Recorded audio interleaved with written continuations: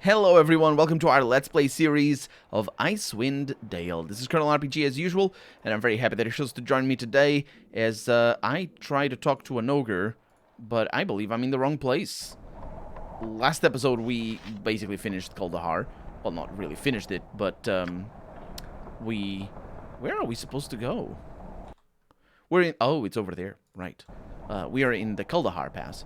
And we basically talked to everybody in Kuldahar and learned that apparently a priest of Ilmater has come from Cormyr, I believe it was. I don't actually know where Cormyr is. I think it's referenced multiple times in Baldur's Gate and in Neverwinter Nights both.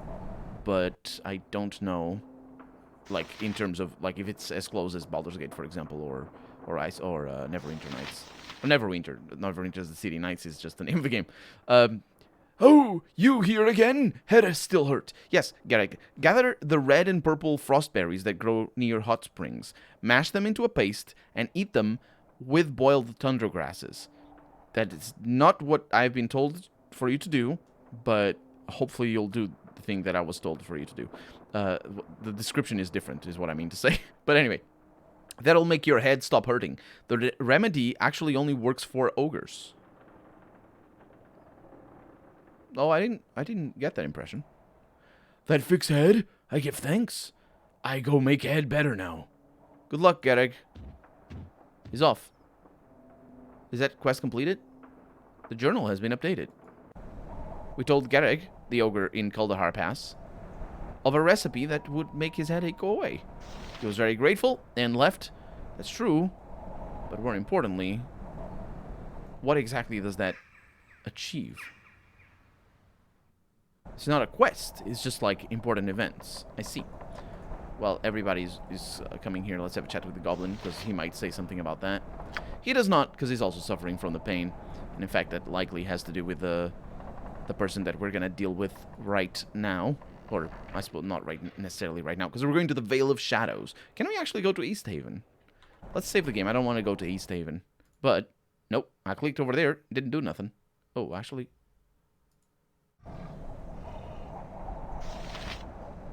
Leave me alone. The pain.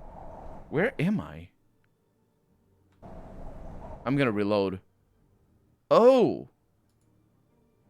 It bugs out. The game actually bugs out. That's weird. So, you see how there's a mouse hover? Yeah. So if you click there, it doesn't go there. But the mouse hover effect stops working. And that's why it's confusing where we're going. So 18 hours to get here because there's two areas in between. Got some things and some growls. Nothing we haven't dealt with before. What is that? Why is there a marker here? To Kuldahar. Yes, it is to Kuldahar. But we're all ready with ranged weapons, so it's going to be amazing and beautiful. And our party formation is also pretty good, because they tend to attack the guy in the front, which is Goronin. And we have lesser shadows. I don't like that. Okay, they're not immune to normal weapons. Okay, then you're switching weapons. Going in.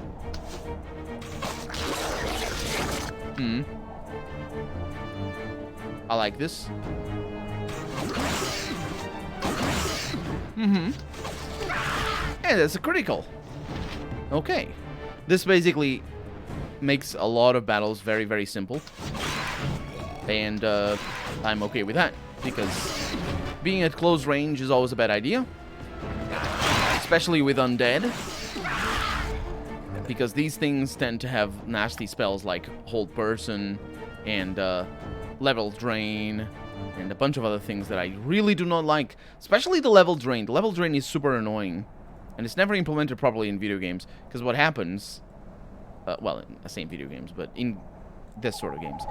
Because what happens is when you level up, you get more spell slots.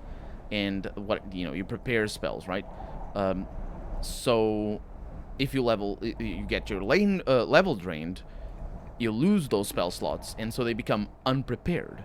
And that's literally what happens. I'm actually gonna get you up to the front here. Go, go, go. We got a Yeti. Is that a Yeti? That is a Yeti. It's not the rubbish Yeti like the one we saw down below. Okay, you're also gonna switch your weapon, because this guy seems to want to kill you. I think this is a good opportunity for us to switch weapons here for everybody, because we are trying to kill the Yeti. We did kill the Yeti. And I'll take that. Thank you very much. And the Yetis are dead. And we have leveled up as well. 420. Nice. That. Oh, still, the Malkava and Goronin both leveled up.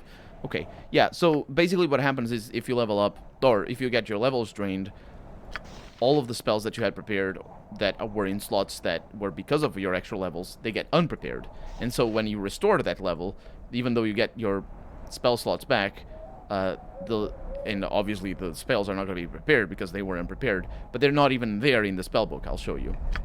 So imagine, I'm a sorcerer, so it doesn't count for me, but imagine this one disappears, so obviously it stops being there, but when you get it restored, there's no question mark there, which is this symbol over here.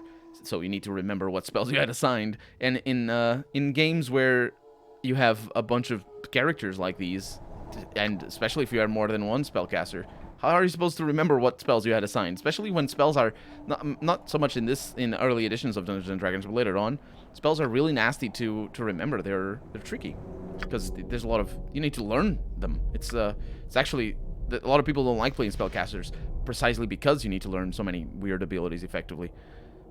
Because it's spells instead of being abilities. So we have our level up over here for our barbarian. That is 1 proficiency slot. Unfortunately, not more than 2, because I believe that's a limitation of... I think you can only get... so only fighters can get 5 proficiency slots. But two-handed weapon style is done. Two-handed sword is done as well. So what do I want? Longbow?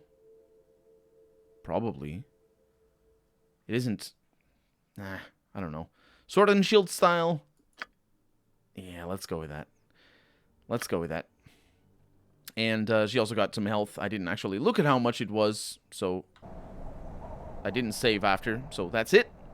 Actually, I can save right now, and I can see. So she has 39. We can go back to the beginning of the episode save. Oh, she got 11. Perfectly acceptable. Now we have still 1 level up. I thought you could, like, right-click over there or something to level up, but no. Axe. And there it is. A fighter can continue going on the proficiency slots, but not down here. There's only 2 on the... That's only specialized. And there it is. So you get Master for 3 slots. High Master. That's when you know, you get high. And the character... receives +3 on the Grand Master, but that's 2 words, not only 1. And so we're gonna be a Grand Master of Axe, because I want to. I don't know if that's a good weapon. I imagine it isn't, because everybody likes long swords, and if you're gonna have nice, unique weapons in your video game, you're gonna make them long swords, because why wouldn't you? This is looking kind of shabby. Okay. I don't know what this Yeti... Oh, the Yeti decided to change targets, which is good. And down you go. And we have more belts. We also have another level up. Menhada over here. Our druid. And she gets no proficiency slots. She gets 5 action... again, I didn't look at the hit chance. And I didn't save. Or the hit points. I need to remember that. She gets basically only 5 hit points. And level 2 spells. 1 level 2 spell. So that's pretty good. Let's look at them. Because she comes, you know, she knows them all. I believe you don't learn them as a druid. You just choose whatever one you want. Although I might be wrong on that. So Bark Skin is pretty powerful in this version of the game. Although Armor Class 6, it improves. Yeah. It's always on 1 creature. It doesn't need to be for her. Yeah, that is pretty powerful.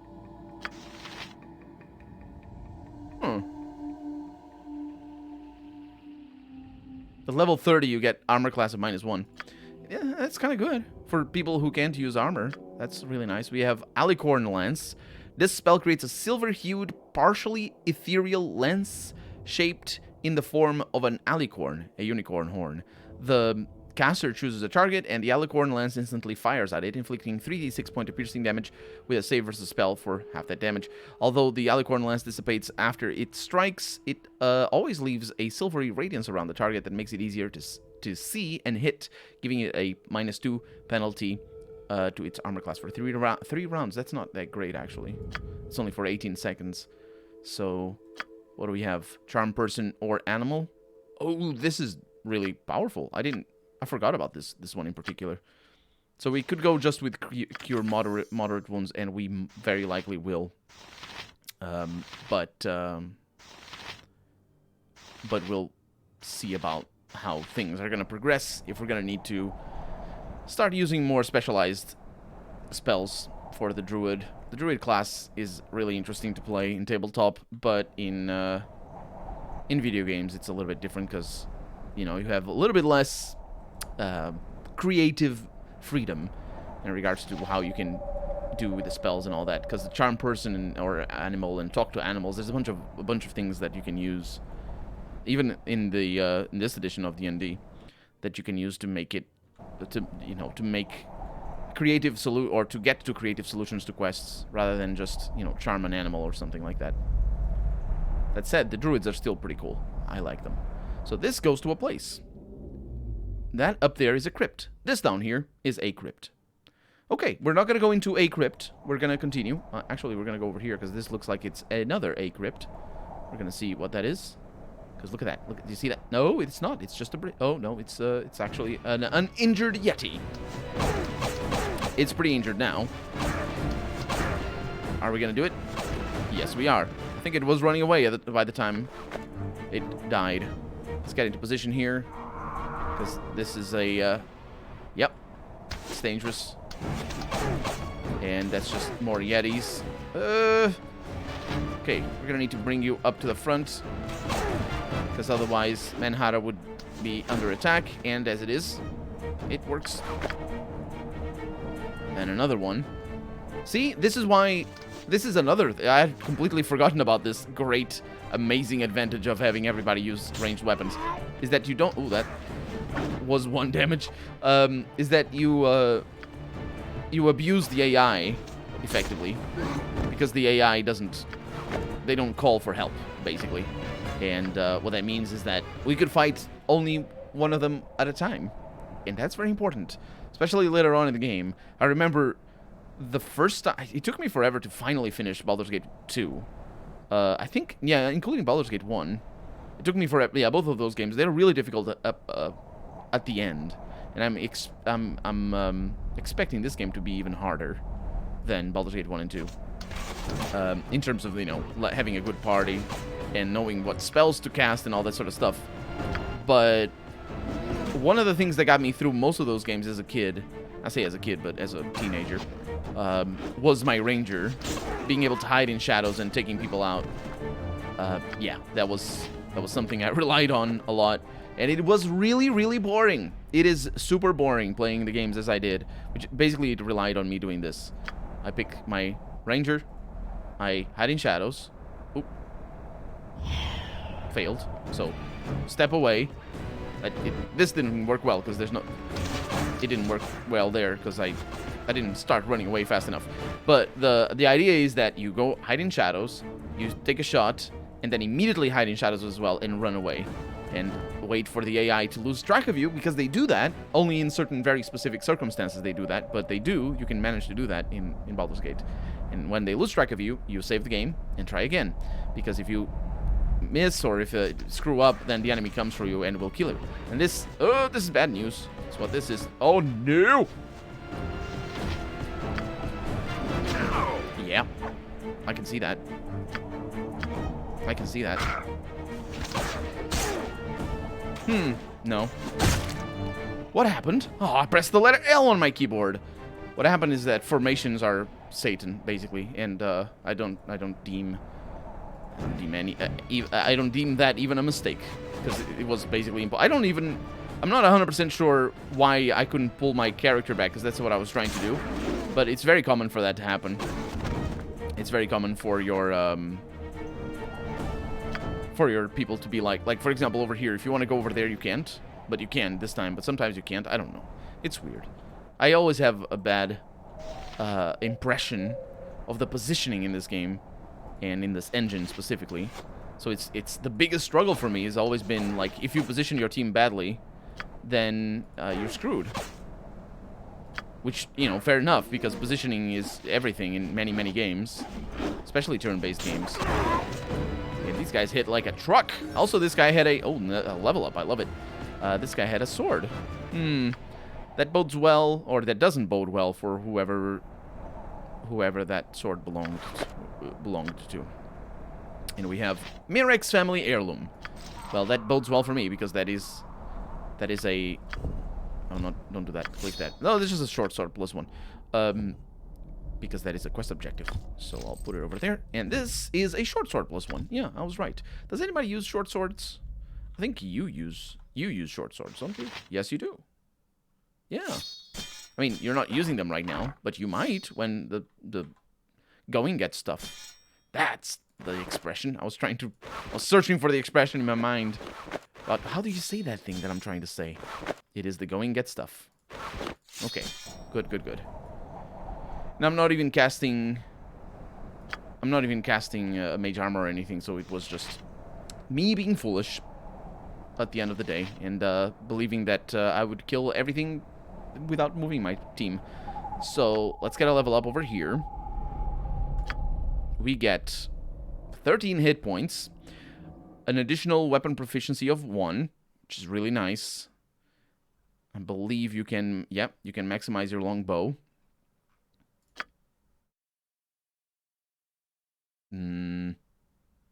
Yep, I'm pretty sure you can. And then we got saving throws for days. Taco has been reduced, and lore has been increased. Lore is very common for rangers, because rangers are like druids in a way. They're just basically a fightier style of druid in my experience, except they're not as good as druids for spellcasting.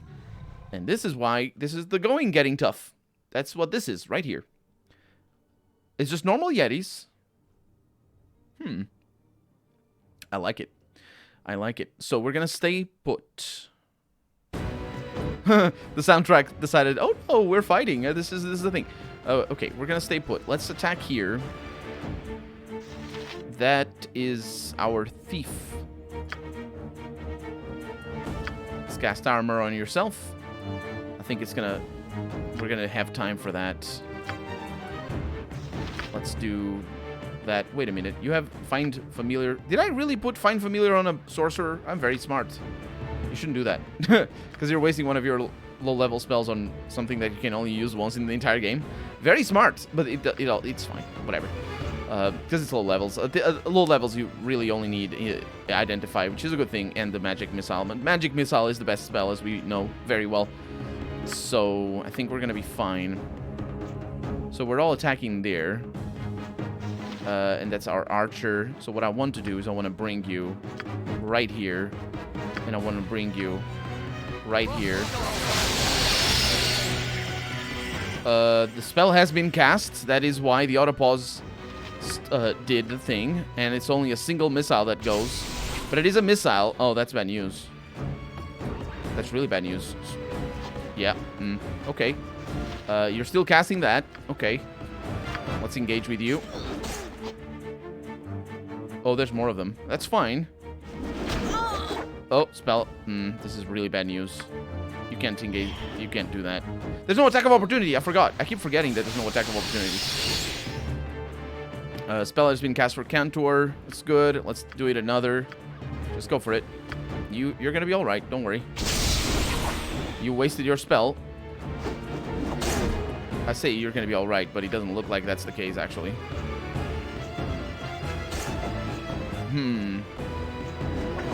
Oh! It decided not to attack her! That is so weird. The AI does take a little while to figure things out every once in a while, so it isn't a huge surprise. Okay. Everybody attack here.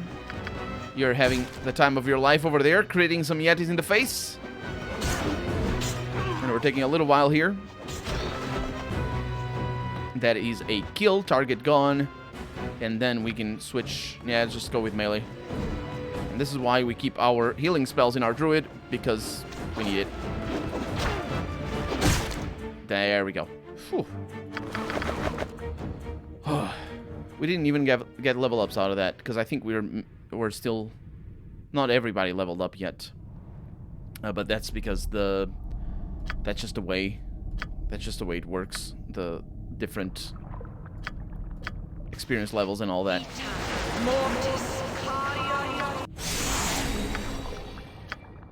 So we're gonna get another. So let's get that on you. Let's get this on you over there. And I think another one on her. Right here. Yeah.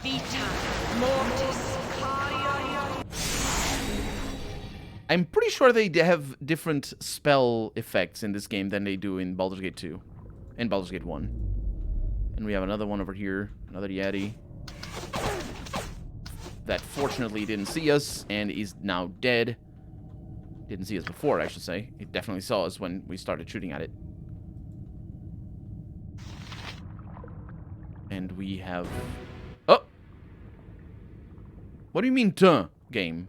What was that? That was weird. I think I don't know. That was weird. Okay, we're good. Let's get ourselves in here. Also, another thing I'm not doing is looking for traps. And I definitely should. Even though I'm not very good at it, I definitely should. Okay. That is a lockpick success. Another one. Another one. And another one. Let's see what we can get out of this. We got a mace +1, a chainmail, and a potion of fire resistance. I believe this is something we got. Whatever that is that. What that is, ladies and gentlemen and beautiful people, is an icon designed with a completely different design philosophy from the rest of the icons in the game, and it's really, really blatant when that happens. Interplay did this a lot. Even in Fallout 2 they did that, which is really weird. This is a well-loved and worn wooden box that contains an assortment of small tools, broken bits of metal, and an anatidai-based adhesive. So it is what it is, yes. And we got... Oh, we're going to need to identify this. That is... Ooh, you don't know it. Okay, well, you can carry it. And that's the short sword. What is this? Potion of agility, actually. Dexterity set to... It's down here. Dexterity set to 18. Fire resistance plus 50%. That's proper. That's proper stuff. Necklace is just a necklace. And the chainmail is bad. Because we don't need it. Although it is expensive. So, we'll carry it. But what else do we have? Some potions. I'm gonna need to get them. I'm opening them with her because if there's traps in here, then she can take them. Maybe she can take them. Ooh, we got lovely gems over here. Item type is not allowed. Oh, yeah, because that's a potion. Oh. What is this? Potion of freedom. Let's look at these gems over here, because I believe we got... No, we didn't get a diamond. We did get a turquoise over here, an opaque aqua stone. Very lovely. A fire agate over here. A zircon gem. I believe that's not how it's not... zircon is a type of... the material that gems are made of, I think. But it is real. It isn't made up. That one in particular isn't made up. A lot of them are made up. What is this thing? This is intelligence +4. Not bad. And some healing items, which is actually pretty good. And we're going to start distributing them. Nope. Right there. Because not everybody has one. And yeah, it's important. What are these? Glyph of Warding. Level 3. Yep. Those are just scrolls that we're not able to learn yet because they're high level. But we'll learn them later. Well, specifically, you're going to learn them later whenever you get the chance. I really am going to need to make sure that my sorcerer is good at spellcasting. The combination between these two spellcasters is kind of tricky. Because, you know, they both of them put together, like, I not having easy access to any high-level spell. Because either the sorcerer needs to know them by heart and can prepare them and always has the spells, or the wizard is never going to reach maximum level. Well, actually, I think she's going to reach level 17, so she will have access to some high-level spells, but not too many. It's unfortunately, when she reaches level 17, if she does that, which I don't think she will in this game, everybody else will be level 30. I think that's somewhere around there that the multi-class works. I'm not 100% sure. I don't remember. Or is it 24? 17 is for 20... I don't remember. I'm trying to remember the level caps of Baldur's Gate 2. Because in Baldur's Gate 2 you do play with Imoen, and she's basically that class, or that combination of classes. So we did go into a place. What was that? That was a Vale ice cave, not a crypt, and also an enemy up ahead. It's a lesser shadow. Bleh, bleh indeed. Oh, level up Cantor. Oh, lovely. Lovely. Now, it is important that Cantor doesn't get a pittance in terms of health, so we will save, and we will get 3 hit points in a boom. Yeah, we'll learn that. Oh, we can unlearn from there. Did you notice? Yeah, we're not going to get 3. We're going to get 6. That is much better. We get lore of 1 level 1 spell, and can we unlearn Find Familiar? No, we cannot. Oh, yeah, we can unlearn if we learn them over here. So, yeah, level 1 spells... They're not... I don't remember them being very, very important. There are some interesting spells, like Shield, for example, is really powerful, and honestly, I probably will want to go with that. But then again, it is also a spell that the wizard can prepare, so it's not something that, you know, it's very contextual. Because what Shield does is, well, the real important aspect of Shield is that it makes you immune to magical missiles. That's the only spell, as far as I know, that's the only spell that makes you immune to them. Apart from magical resistances that are, I think there's some high level spells that might make you immune to magical missiles. Magical missiles are very special because they don't count as a bunch of other spells. So you have protection from magic and things like magic missiles, which just pierce that, no problem, which makes them very powerful. They also will never miss, which also makes them very powerful. But something that Wizards of the Coast got onto very fast with the 4th edition. I think even the 3rd edition. Do you throw dice to hit in mage spells in the 3rd edition? I don't know, but in this edition you don't. It always hits. So Burning Hands can be good, but it's for people who are at the front, and that is dangerous. Color Spray is hard to manage in a real-time game. A lot of spells are hard to manage in a real-time game. Expeditious Retreat. So, it's for the caster only, yeah. Friends is interesting, but we don't need it because we have High Charisma on somebody in the team if I need to. For good prices and stuff like that. That's basically the only benefit. Grease is one that I like a lot because it is a save versus spell. But, it can be good against certain items because they basically, you get all over the place. They trip and whatnot. Protection from Evil... It's just a +2 bonus to armor class. It's not that great. That's the protection. Reflected Image. It's it's not too bad actually. So, and Spook and Sleep, those are for low level enemies. So yeah, this is what I mean. Like, I'm gonna go with Identify because that one is always useful. Yeah, I think there's a lot of room for people to have different plays. Oh, I can't do that, can I? No. We'll do that later. There's a lot of room for people to have different play styles in low level spells, and of course in high level spells as well. But there's never anything that stands out, at least to me, as a long-term must-have. Even up to level 4, there's few things that stand as long-term must-have. I think in level 4 you get a spell that's called...